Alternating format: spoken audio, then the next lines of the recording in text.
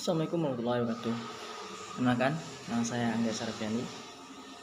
Saya dari jurusan Pendidikan Kepelatihan Olahraga. Baiklah, di sini saya akan menjelaskan tentang administrasi pendidikan. Yang pertama yaitu pengertian administrasi. Pengertian administrasi tersendiri ada beberapa pendapat para ahli. Yang pertama yaitu Delanggi menyimpulkan bahwa administrasi adalah segenap rangkaian atau kegiatan penataan terhadap pekerjaan-pekerjaan induk yang bermaksud mencapai tujuan yang telah atau dalam usaha bersama dari sekelompok orang yang telah direncanakan. Dan yang kedua yaitu Arwaited yang menjelaskan bahwa administrasi adalah usaha yang luas mencakup segala bidang untuk memimpin, mengatur kegiatan kerjasama yang ditujukan pada tujuan-tujuan tertentu yang telah direncanakan juga. Sebenarnya dari kedua pendapat para ahli ini tidak jauh berbeda. Tujuannya sama-sama untuk mencapai tujuan tertentu yang telah direncanakan. Yang ketiga yaitu Henry Fayol mengemukakan bahwa administrasi adalah fungsi dalam organisasi niaga yang unsur-unsurnya adalah perencanaan atau pengorganisasian, yang pengorganisasian dan pengawasan. Jadi yang dapat saya simpulkan di sini yaitu pendapat ketiga para ahli ini tidak jauh berbeda, yaitu tujuannya untuk perencanaan, pengorganisasian dalam suatu tujuan yang telah direncanakan. Dan yang berikutnya yaitu saya akan coba menyimpulkan lagi yang dimaksud dari ketiga pendapat para ahli tersebut. Dari beberapa pengertian di atas dapat kita pahami bahwa administrasi ini adalah sebuah rangkaian kegiatan bersama sekelompok manusia secara sistematik untuk menjalankan suatu usaha atau misi organisasinya agar dapat terlaksanakan suatu usaha, suatu tujuan yang telah ditetapkan. Di sini kita juga dapat melihatkan bahwa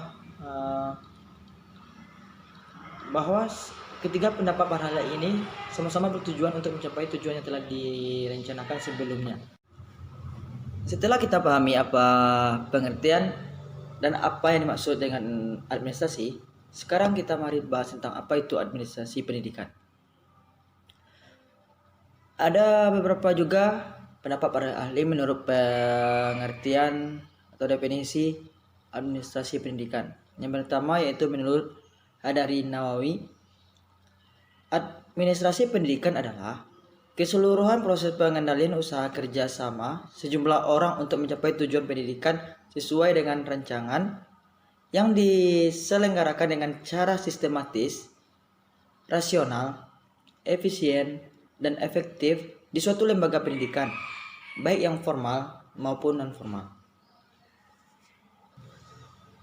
Yang kedua, menurut Engkoswara, administrasi pendidikan adalah ilmu yang mempelajari penataan sumber daya, yaitu manusia, kurikulum, atau sumber belajar dan fasilitas untuk mencapai tujuan pendidikan secara optimal dan mencapai tujuan pendidikan secara optimal maupun mencapai tujuan pendidikan yang disepakati. Yang berikutnya yaitu Nyalim Purwanto, yang dia menyimpulkan bahwa administrasi pendidikan adalah suatu proses keseluruhan kegiatan bersama dalam bidang pendidikan yang meliputi perencanaan, organisasian, pengarahan, pengawasan, pembiayaan dengan memanfaatkan fasilitas yang tersedia baik baik personel, material maupun spiritual untuk mencapai tujuan pendidikan secara efektif dan efisien.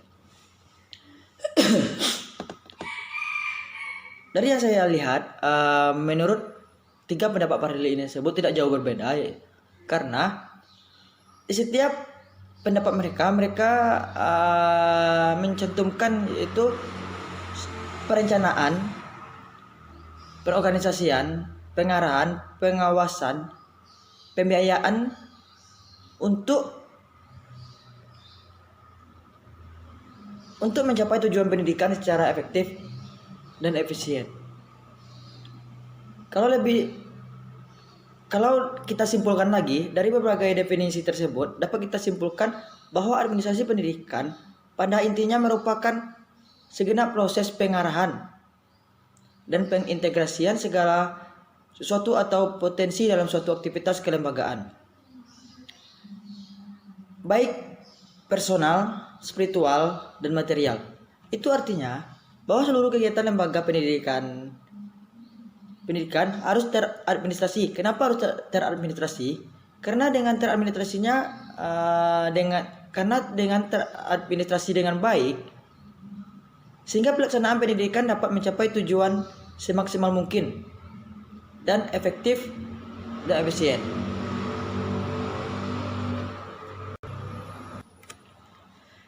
Secara garis besar, tujuan administrasi pendidikan adalah untuk mencapai tujuan pendidikan itu sendiri atau sebagai alat untuk mencapai tujuan pendidikan. Ada 4 tujuan administrasi, yaitu efektivitas produksi, efisien, kemampuan penyesuaian diri, dan kepuasan kerja. Nah, bila dihubungkan dengan pengertian di atas, maka dapat disimpulkan bahwa tujuan administrasi ini adalah agar semua upaya pemanfaatan berbagai sumber daya dapat dilaksanakan dengan efektif dan efisien dalam pencapaian tujuan pendidikan.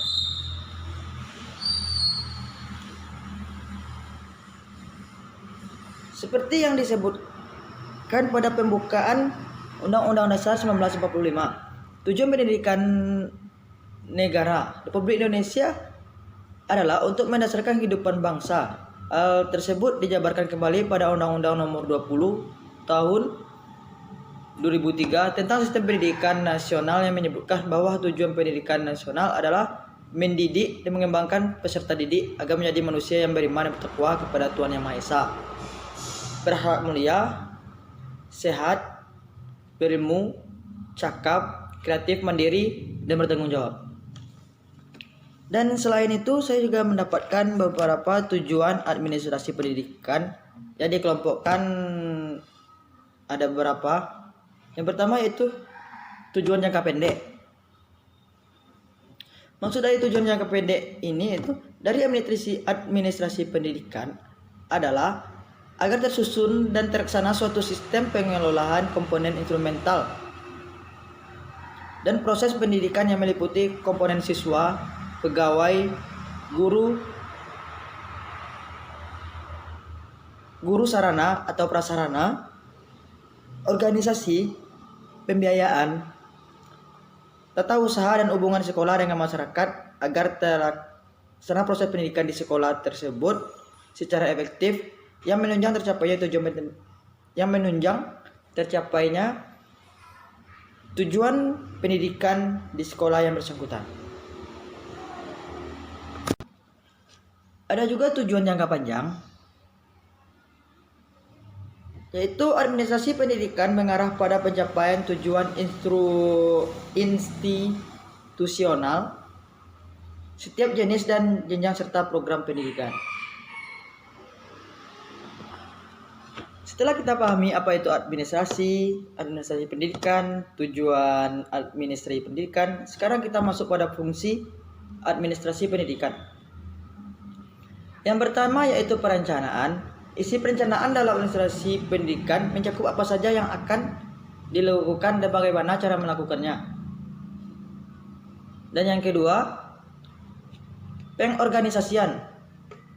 Pengorganisasian adalah kegiatan penyusunan dan pembentukan hubungan kerja antara individu dengan individu lainnya.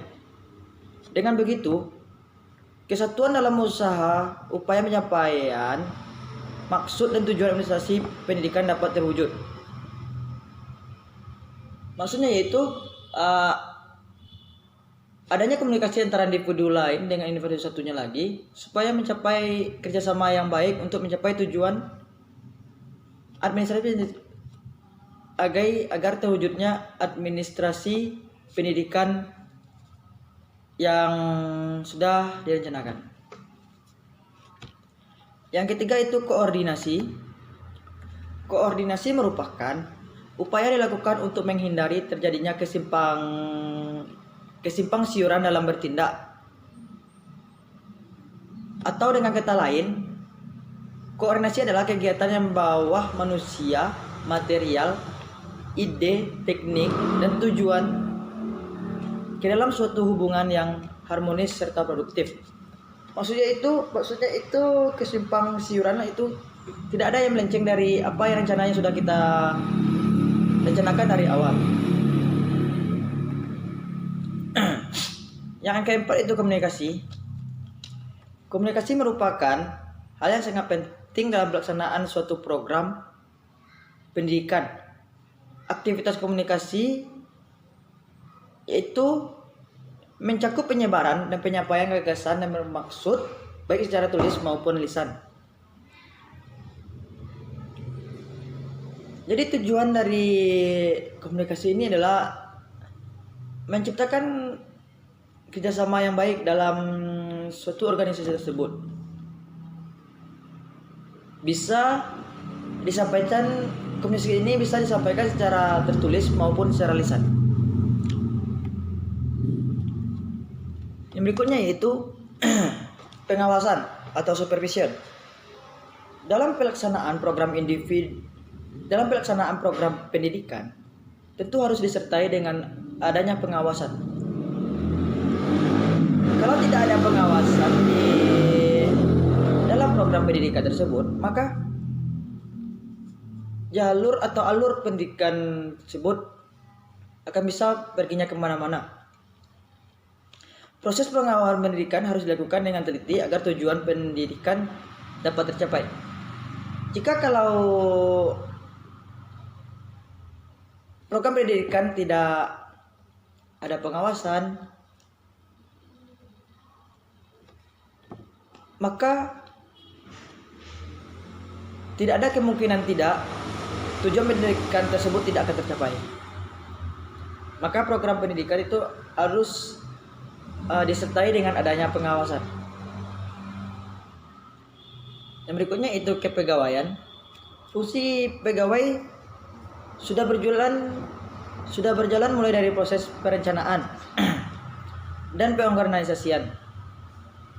Kalau tidak ada pegawai dalam pengorganisasian ini, tidak akan ada gimana cara untuk menjalankan perencanaan, pengawasan, dan semuanya.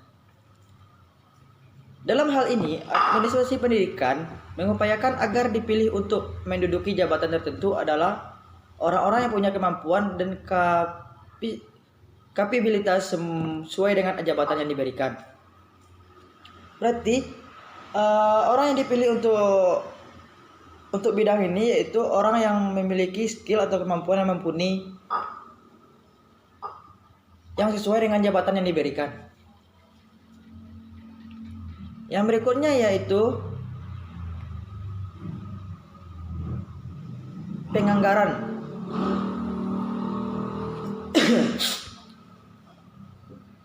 Budgeting adalah anggaran biaya yang direncanakan dan realisasikan untuk mencapai tujuan administrasi pendidikan. Jadi biaya tersebut sangat penting, dan oleh karena itu dalam mengeluarkan biaya atau menuliskan biaya harus dengan teliti. Kalau tidak sesuai dengan perkiraan atau perhitungan kita yang matang, maka biaya tersebut bisa mubazir atau sia-sia kalau berlebih. Kalau berlebih oke, gak apa-apa kan. Kalau cukup kalau kurang maksudnya yang bikin kita pusing. Jadi itulah gunanya penganggaraan. Yang berikutnya yaitu penilaian.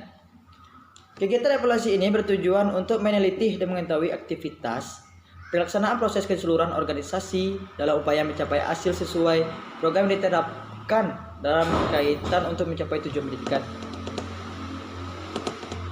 Kalau sederhananya lagi, penilaian ini yaitu kegiatan evaluasi atau melihat jalannya aktivitas pelaksanaan proses keluar organisasi. Apakah itu sudah sesuai atau belumnya untuk mencapai tujuan pendidikan? Itulah gunanya penilaian. Setelah kita mempelajari fungsi, sekarang kita masuk pada ruang lingkup administrasi pendidikan.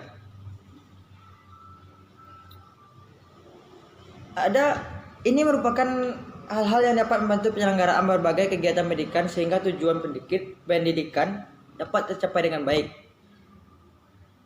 Mengacu pada pengertian di atas, berikut ini ada beberapa bidang yang termasuk dalam ruang lingkup administrasi pendidikan. Yang pertama yaitu bidang tata usaha sekolah.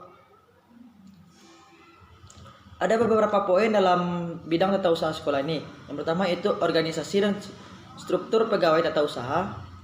Yang kedua, anggaran belanja keuangan sekolah. Yang ketiga, masalah kepegawaian dan personalia sekolah. Yang keempat, keuangan dan pembukuan. Kelima, korespondensi atau surat menyurat. Yang keenam, masalah pengangkatan, pemindahan, penempatan, laporan, pengisian buku induk, rapor dan sebagainya. Yang kedua yaitu bidang personalia murid. Di bidang personalia murid tersebut juga ada beberapa poin yang harus kita pahami, yang harus kita ketahui, yaitu pengangkatan dan penempatan guru, organisasi person guru, masalah kepegawaian, masalah kondisi dan evaluasi kemajuan guru, refreshing dan upgrading guru.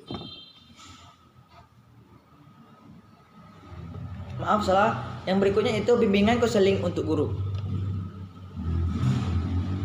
Yang berikutnya yaitu bidang personalia guru.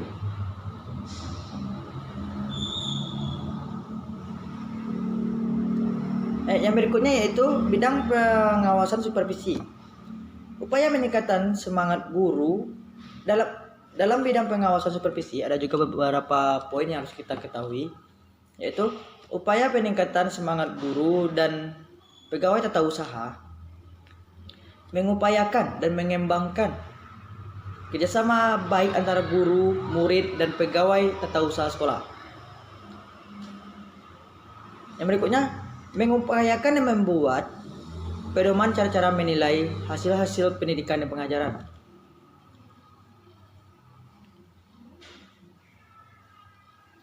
Yang berikutnya yaitu upaya untuk meningkatkan mutu dan pengalaman guru.